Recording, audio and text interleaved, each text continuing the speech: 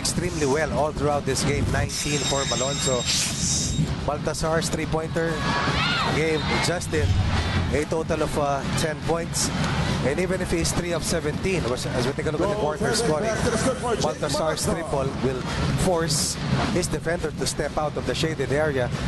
De La Salle with its most productive quarter, doubling the scoring output of UST as they head into the quarter up by a 2-possession lead, increased to a 3-possession advantage after that offensive or rather interference on that incursion coming from Malonzo. So siya nagsimula, siya nagpatapos ng third quarter, siya rin nagsimula dito sa ating fourth.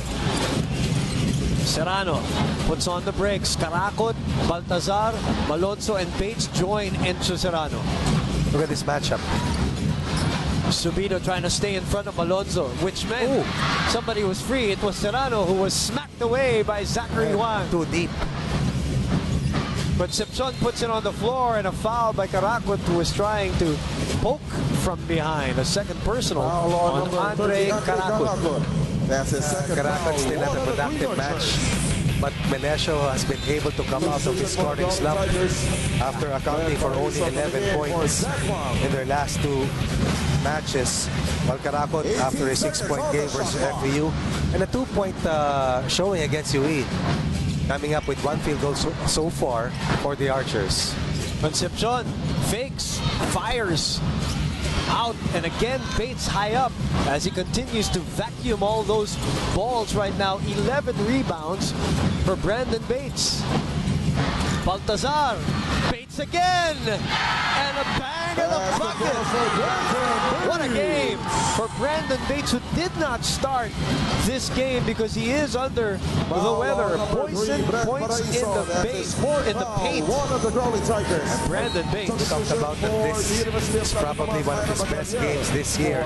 Look at the effort, look at the presence, helping out Baltazar. Baltazar right now, I believe, is 3 out of 18, but Bates has been there to clean up. Inside points for La Salle in the third, 12 against UST's 2. Inside scoring all throughout the match. La Salle with 28 points from the restricted zone. Again, missing a free throw though. The only smudge in his stat line today. Nevertheless, it's a 10-point lead, the first double-digit lead by DLSU in this game. Paraiso sends it out, and Malonzo breaks up the play. The takeaway by La Salle. What a game by Malonzo. What we're seeing, of course, is the offensive outburst, but it's aided by their defensive tenacity on the other end. Short. That was a good contest coming from Malonzo. Paraiso for 3, no. Malonzo again with a challenge and a leak out.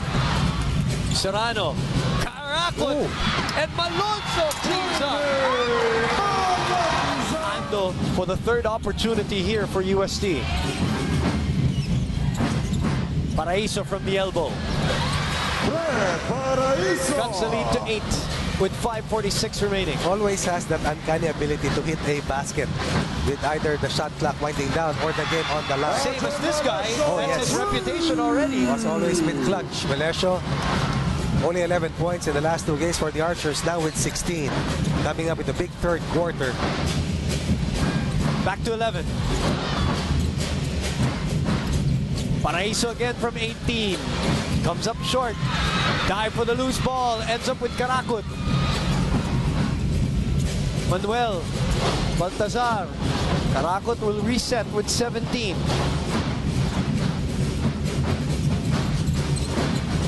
Manuel shacks up another 3.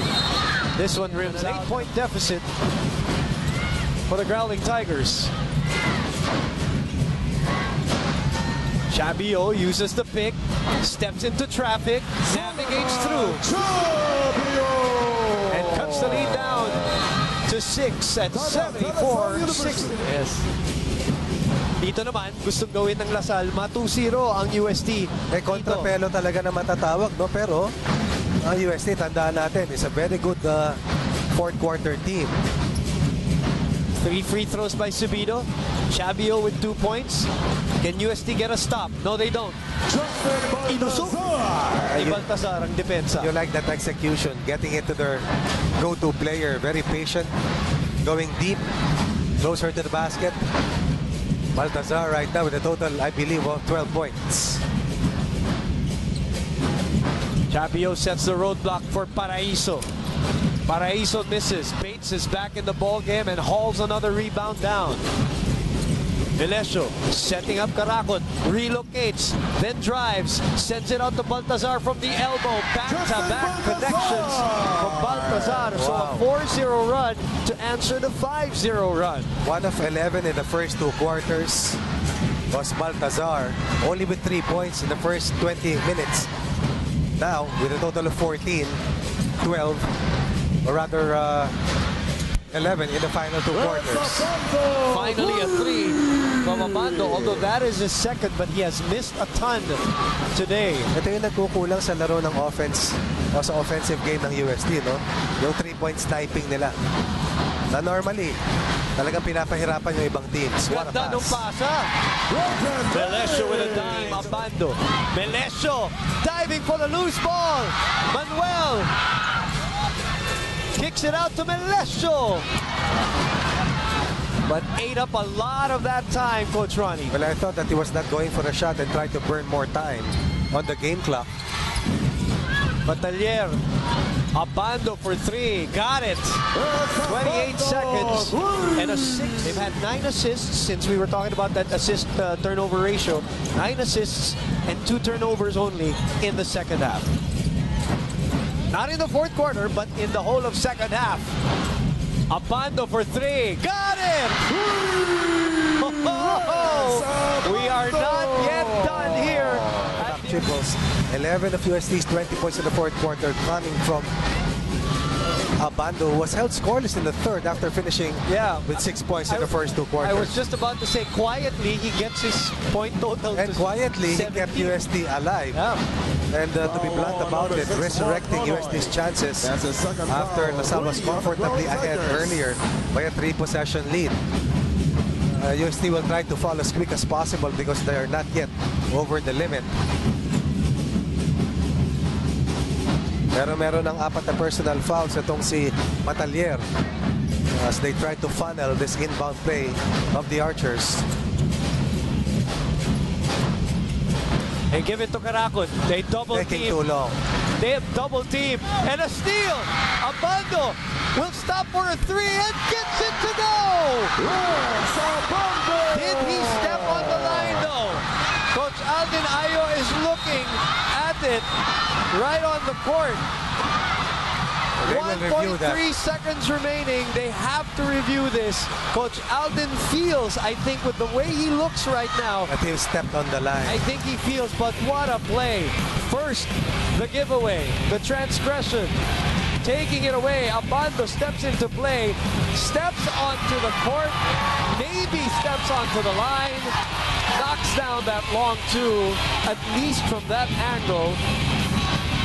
8 points in under a minute. The legend of Abando continues to grow this season. Why the folk hero is so popular. Unbelievable comeback coming from UST. That will be 13 of their 22 points coming from Abando. The question is, there are 2 questions here. First, long 2 or 3? Second, is this resurrection a little bit too late for UST? We'll find out in a few seconds. Defending without fouling, and then Abando playing the passing lane, stopping and popping. From that angle, it looks like he stepped. Coach Alden Ayo had the feeling, no, na parang he checked. That was the first thing he did. Yep. When he went inside the hard court was to check the line. Pinapakaba pa ang Lasal dito with 1.3 seconds remaining. And anytime you have good outside shooters, 3-point snipers, even an 8-point lead, as we have seen in this match, is not safe at all. Long 2.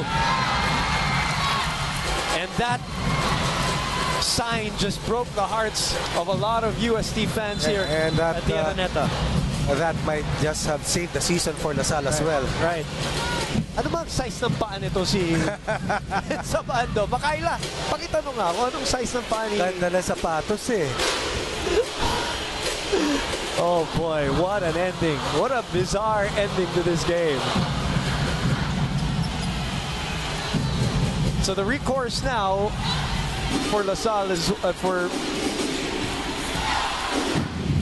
UST is to foul. Oo, Obviously. kasi may isang timeout pa yung UST. A technical foul is going to be called On LaSalle? on LaSalle. Oh, wait a minute. This plot just thickened. Oh my. Did you see a T or a timeout? You have to double check this. Basket timeout. Okay, parang nagkaagulo dito kasi Basket timeout. hindi nagkakaintindihan ng referee, ang mga player, A ang timeout audience. should be awarded to LaSalle. Okay, there you go. So a timeout is called, not a technical, because everybody reacted here. UST celebrated, thinking that it was a technical. Alam mo naman, pag nakita mo yung T na yun, pero magkaiba yung technical sa timeout Yung one finger. Yes, oo. 80-79. Allow LaSalle to try to inbound this ball as safely as possible and not throw the ball straight to the front court Yes. of UST. Was done an excellent job defending in the last minute of the fourth quarter after being down by as much as 8 here in the fourth. As we mentioned earlier, DLSU still has 2 games, and they're the UP Fighting Maroons and the now Adamson Soaring Falcons, who are out of Final Four contention, while UST has 1 game remaining after this DLSU game, which is taking forever to finish.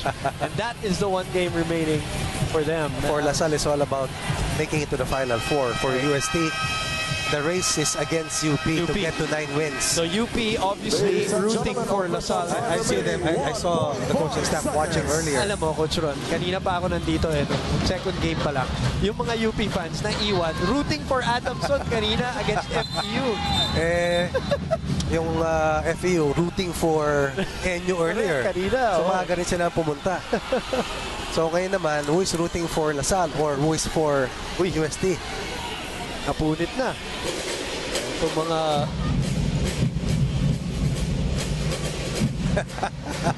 This game just doesn't want to end. What a triple header today. Oh, what a triple header. Escape is the word. UP escape, Right? FEU escaping, and LaSalle is looking to escape this last-ditch rally of UST. Caragot will bounce it off the back of Ira Batalier to seal the win. What a second half for DLSU to beat UST with a 2-game winning streak. And it was almost taken away from them. Almost. Almost, but not quite. Because of turnovers and perhaps yung use ng game clock doon sa dulo. And almost with that 3-point shot of Renza Bando, which would have sent this to overtime. That was Huge. That was clear as day. Abando Right. with the fourth quarter explosion. Right. Almost stealing this game away from LaSalle. And look at that play from Andre Karakut, bouncing it off and just finishing the time here. As Alden Melesio Ayo, yeah. and Alden Ayo have a nice little moment here in the midcourt. Remember, Alden, bata niya rin yan, si Melesio. But Melesio probably emotional because you explain it, Coach Ronnie, how massive